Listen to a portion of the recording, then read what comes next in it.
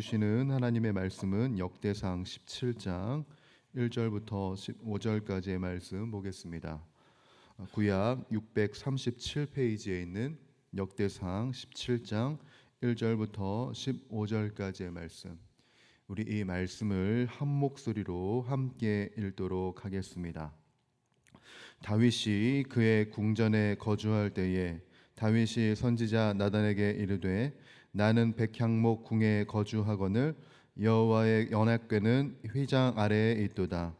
나단이 다윗에게 아뢰되 하나님이 왕과 함께 계시니 마음에 있는 바를 모두 행하소서.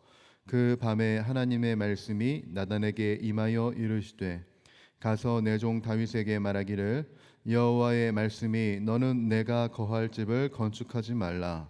내가 이스라엘을 애굽에서 올라오게 한 날부터 오늘까지 집에 있지 아니하고 오직 이 장막과 저 장막에 있으며 이 성막과 저 성막에 있었나니 이스라엘 무리와 더불어 가는 모든 곳에서 내가 내 백성을 먹이라고 명령한 이스라엘 어느 사사에게 내가 말하기를 너희가 어찌하여 내 백향목 집을 건축하지 아니하였느냐고 말하였느냐 하고 또한 내 종 다윗에게 이처럼 말하라. 만군의 여호와께서 이처럼 말씀하시기를 내가 너를 목장 곧 양떼를 따라다니던 데에서 데려다가 내 백성 이스라엘의 주권자로 삼고 내가 어디로 가든지 내가 너와 함께 있어 내 모든 대적을 내 앞에서 멸하였은즉 세상에서 존귀한 자들의 이름 같은 이름을 내게 만들어 주리라.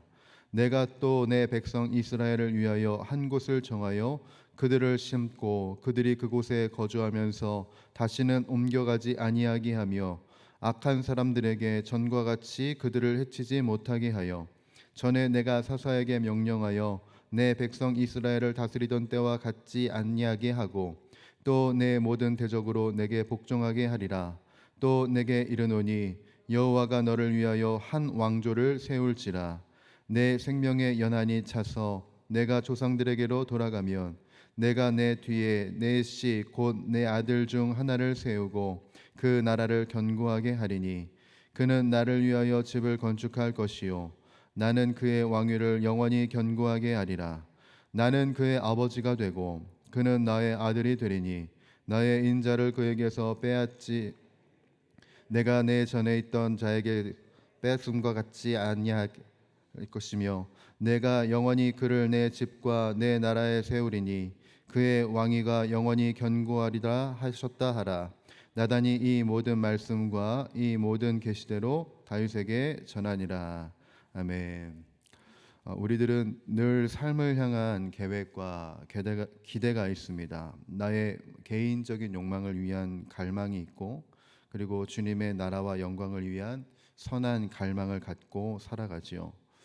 우리들이 생각을 했을 때 내 개인적인 욕망은 그렇다고 하더라도 주님을 향한 선한 일, 선한 계획은 당장 이루어져야 할 것 같습니다. 그러나 오늘 우리가 보는 역대상 17장을 보게 되면 그 선한 역사조차 당장 성취되지 않을 수 있다. 이것을 우리들에게 보여주죠.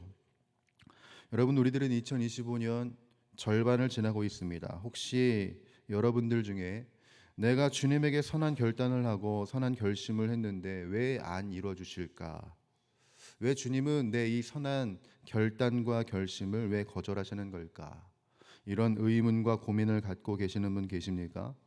오늘 말씀을 통해서 그 이유가 무엇인지 그리고 우리들은 그 상황들을 어떻게 받아들여야 할지 이 신앙의 결단을 해보는 이 새벽이 되기를 간절히 소원합니다.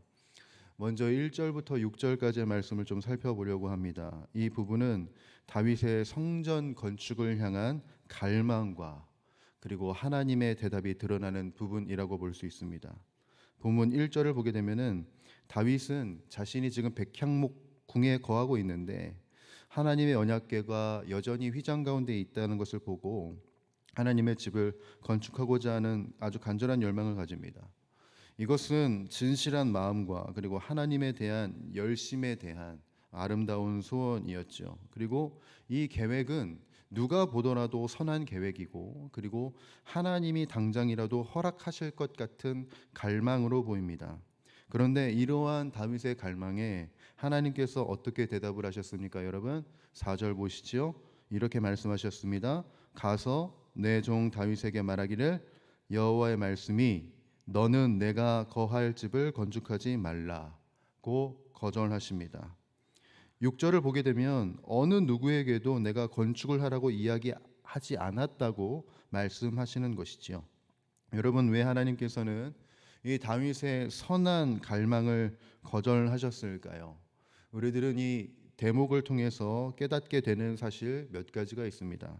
먼저 하나님은 인격적인 분이시라는 점을 우리들은 기억할 수 있는 것이지요. 우리가 주님에게 원하는 바가 있습니다. 그렇죠? 우리가 주님에게 요구하는 바가 있고 갈망하는 바가 있듯이 하나님께서도 우리들에게 원하시는 바가 있고 갈망하시는 바가 있고 계획이 있으십니다. 그래서 인격적이신 주님께서는 우리의 갈망을 거절하실 수 있는 겁니다. 이것을 기억해야 됩니다. 그리고 우리들이 또 기억해야 할 것은 하나님의 거절까지도 하나님의 신실하심 속에 포함되어 있다는 것을 우리들은 기억해야 되는 겁니다. 하나님께서 다윗의 성전 건축을 거절하신 것은 다윗의 갈망이 잘못되었음을 의미하는 것은 아닙니다. 그의 갈망이 좋은 것이지만 시기가 너무 빠른 것이지요. 지금 다윗은요, 나라 안과 밖에 전쟁을 계속해서 치르고 있는 상황입니다. 그러므로 자칫 잘못하면 평화의 상징이 되어야 할 하나님의 성전이 도리어 나라 안에서는 건축 때문에 불만이 생겨날 수 있었고, 외부의 이 전쟁 속에서 성전의 의미가 다른 의미로 와닿을 수 있었기 때문이었습니다. 하나님께서는 평화의 상징이 되어야 할 성전이 전쟁으로 피를 많이 흘린 왕의 손으로 지어지는 것을 원치 않으신 것이지요. 다윗이 죄인이라서가 아니라 성전의 거룩함과 평화라는 그 본질적인 성격을 지키시기 위해서 하나님은 세심한 계획을 이미 세우고 계신 것입니다. 그래서 여러분 성전이 언제 건축이 됩니까? 다윗의 때가 아니라 솔로몬을 통해 성전이 건축이 됩니다. 여러분 솔로몬의 이름 뜻은 평화입니다. 바로 그 평화의 때에 하나님께서는 성전 본연의 성격인 그 평화의 성전을 건축하신 것이지요. 이처럼 하나님의 거절은 때로 우리를 향한 더 큰 계획과 축복이 있다는 것을 기억해야 하고, 그리고 주님의 거절까지도 우리에게 드러내시는 신실하심의 모습이라는 것을 우리들은 유념해야 한다는 겁니다. 특별히 다윗의 성전 건축 계획이 거절되었을 때 여러분 다윗은 어떻게 반응을 합니까? 불평을 합니까? 실망을 합니까? 낙담을 합니까? 다윗은 실망하거나 불평하지 않습니다. 내일 살펴보겠지만 다윗은 도리어 하나님 앞에 나아가 나는 누구우며 내 집은 무엇이간데 나로 이에 이르게 하셨나이까? 라고 고백을 하죠. 자신과 그리고 자신의 집안이 보잘것없음에도 불구하고 하나님께서 왕으로 세워주신 그 은혜를 감사한 것입니다. 이렇게 다윗은 겸손함과 감격으로 하나님께 더욱더 깊이 기도한 것이죠. 바로 이런 다윗의 신앙이 더 큰 축복으로 이어지는 결정적인 발판이 되었다는 것을 우리들은 유념해야 합니다. 다윗은 자신의 계획이 좌절되었음에도 불구하고 하나님의 더 큰 지혜와 섭리를 신뢰했습니다. 이는 어려운 환경 속에서도 하나님의 자비하심을 믿고 감사했던 다윗의 신앙적인 자세였던 것이지요. 그 이후로 7절부터 15절까지의 단락을 보게 되면 여러분 하나님께서는 다윗의 왕조가 견고할 것이고 영원할 것이라고 말씀하십니다. 다윗이 성전 건축의 열망을 내려놓고 하나님의 뜻에 순복했을 때 뭐라고 이야기하시냐면 여러분 14절 함께 읽어보죠. 14절입니다. 시작. 내가 영원히 그를 내 집과 내 나라에 세우리니 그의 왕위가 영원히 견고하리라 하셨다 하라. 아멘. 7절부터 15절까지는 바로 그 유명한 다윗 언약입니다. 이 언약에서는 14절 보시면 여러분 어떤 말이 반복이 되지요? 영원히라는 단어가 반복적으로 사용이 됩니다. 한 번만 사용된 게 아니라 거듭 사용하셨다는 것은 하나님의 약속이 정말 영원할 것이라는 강조를 하고 계신다는 것이지요. 제가 이 강단에서 여러분들에게 계속 말씀드렸는데, 이 다윗 언약은 역대기 전체의 핵심 주제 중 하나입니다. 지금 역대기를 보고 있는 원독자들은 바벨론 포로에서 귀환해서 혼돈과 고난 가운데 있었던 이스라엘 공동체죠.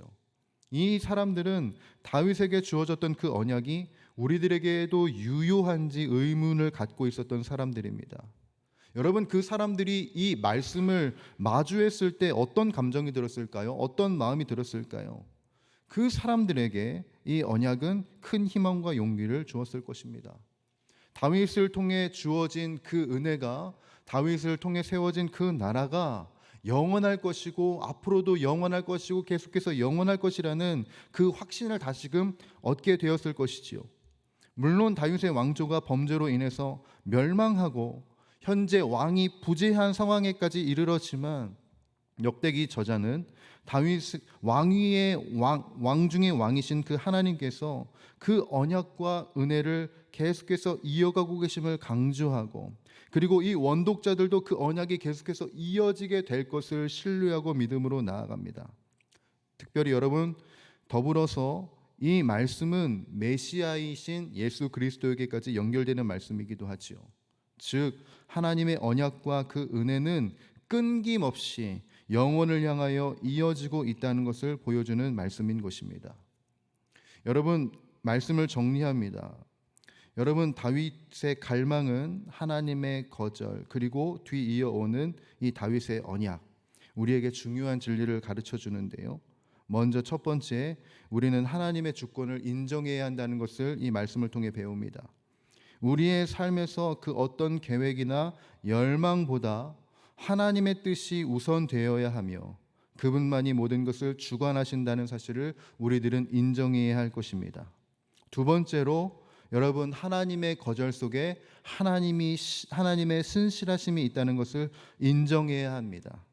하나님께서는 때로 우리의 간절한 기도를 거절하시지만 그 거절조차도 우리를 향한 신실하심과 더 크고 완전한 계획 안에 있음을 우리들은 신뢰해야 하는 것이지요. 다윗처럼 겸손과 감사로 반응할 때 우리들은 더 깊은 은혜를 경험할 수 있는 것입니다. 마지막으로, 우리들은 영원한 소망을 붙들어야 하죠. 하나님의 언약은 인간의 실패에도 불구하고 계속해서 이어졌고, 그리고 궁극적으로 예수 그리스도로 연결되었습니다. 이 영원한 언약과 소망은 오늘날 혼란과 어려움 속에서도 우리가 붙들어야 할 유일한 희망의 메시지인 것이지요.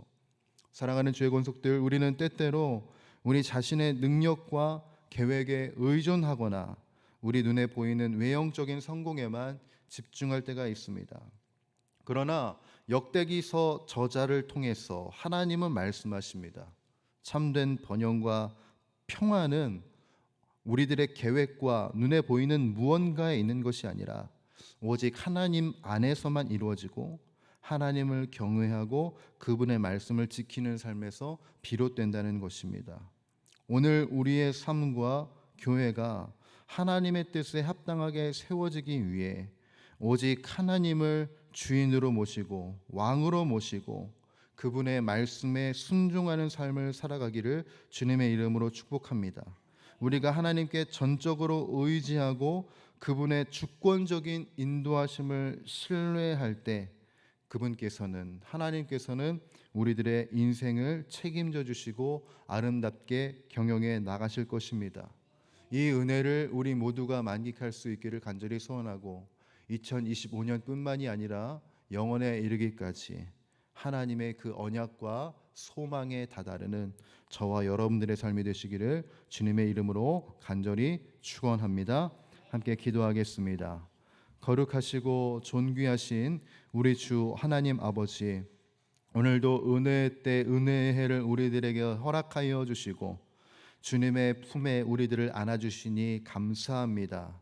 우리들의 계획과 우리들의 기도가 때론 하나님 앞에 거절당할지라도 우리들이 낭망하지 않을 것은 주님의 거절조차도 신실하기 때문인 줄 믿습니다. 하나님, 이 신뢰와 믿음을 갖고 믿음의 여정을 아름답게 걸어나가는 우리가 되게 하여 주옵시며, 거절 속에 낭망하는 것이 아니라 거절을 통하여 더 큰 일을 이루실 주님을 기대하는 마음으로 이 인생을 살아가게 하여 주옵소서. 그래서 더 큰 일을 이루시는 그 주님과 함께 합력하여 선을 이루어가는 것을 경험하게 하여 주옵시며, 우리들의 매일매일의 삶이 주님의 환희가 되고 주님의 기쁨이 되고 주님의 아름다움이 되는 우리 모두의 인생 되게 하여 주옵소서. 어지럽고 어수선한 삶을 살아갑니다. 나의 인생뿐만 아니라 우리나라가 어지럽지만, 그렇지만 주님의 촛대가 여전히 꺼지지 않고 불타고 있음을 주여 믿음으로 신뢰합니다. 믿음으로 기도하며 간구하며 나아갈 때 주님의 아름다운 나라가 우리 가운데 이루어지는 것을 보게 하여 주옵시고, 주님의 응답 속에 늘 살아가는 우리 모두가 다 되게 하여 주옵소서. 함께하여 주실 주님을 기대하오며 우리 주 예수 그리스도의 이름으로 간절히 기도드리옵나이다. 아멘. 이 시간 주님 가르쳐 주신 기도 함께 드리겠습니다. 하늘에 계신 우리 아버지, 아버지의 이름을 거룩하게 하시며 아버지의 나라가 오게 하시며 아버지의 뜻이 하늘에서와 같이 땅에서도 이루어지게 하소서. 오늘 우리에게 일용할 양식을 주시고 우리가 우리에게 잘못한 사람을 용서하여 준 것 같이 우리 죄를 용서하여 주시고 우리를 시험에 빠지지 않게 하시고 악에서 구하소서. 나라와 권능과 영광이 영원히 아버지의 것입니다. 아멘. 이 시간 우리 함께 말씀을 붙들고 기도하며 나아갈 때, 하나님, 우리들의 인생 속에 거절이 있고 그리고 우리들의 계획이 실패할지라도, 그럴지라도 우리들의 인생에 새날 새 역사를 이뤄가시는 그 하나님을 신뢰하게 하여 주옵소서. 주님의 거절조차 신실하심 속에 있다는 것을 우리들이 잊지 않게 하여 주셔서 주님과 함께 동행해 나가는 우리 모두가 다 되게 하여 주옵소서. 이 시간 우리를 성령으로 충만하게 하여 주시옵고 마땅히 기도할 바를 알게 하여 주옵시며 모든 것을 합력하여 선을 이루는 그 하나님을 깊이 경험하게 하여 주옵소서. 우리 교회를 위하여서 기도하겠습니다. 우리 교회가 성령 충만, 말씀 충만, 기도 충만하게 하시고 모든 예배마다 하나님의 임재를 경험하고 회복과 부흥이 있게 하여 주옵소서. 우리 모든 교역자분들과 우리 부교역자분들을 위해서 기도하겠습니다. 먼저 담임 목사님에게 성령의 충만함을 부어주시옵고 모든 사역의 현장 속에 하나님의 역사를 경험하는 귀한 우리 목사님이 될 수 있도록 선한 영향력을 끼치는 우리 담임 목사님 되게 하여 주옵소서. 우리 부목사님들과 우리 전도사님들에게도 영육 강건함을 허락하여 주옵시고 맡은 사역들 충성스럽게 감당할 때 아름다운 열매가 맺어지는 은혜 역사 있게 하여 주옵소서. 또한 여러분들이 가지고 나오신 기도의 제목들, 그리고 우리 교회 안에 있는 많은 환우들의 회복을 위하여서 이 시간 간구하며 기도하며 나아가도록 하겠습니다. 함께 기도하겠습니다. 거룩하시고 전능하신 우리 주 하나님 아버지, 오늘도 새날 새 역사를 이루시고 주님의 위대한 일, 주님의 놀라운 일, 주님의 형언할 수 없는 은혜의 역사들을 우리들에게 보여주시니 감사합니다. 깊으신 주님의 은혜와 사랑 속에 우리들이 있기를 간절히 소원하며 하나님의 선하심과 하나님의 인자하심 속에 우리들이 있기를 소원합니다.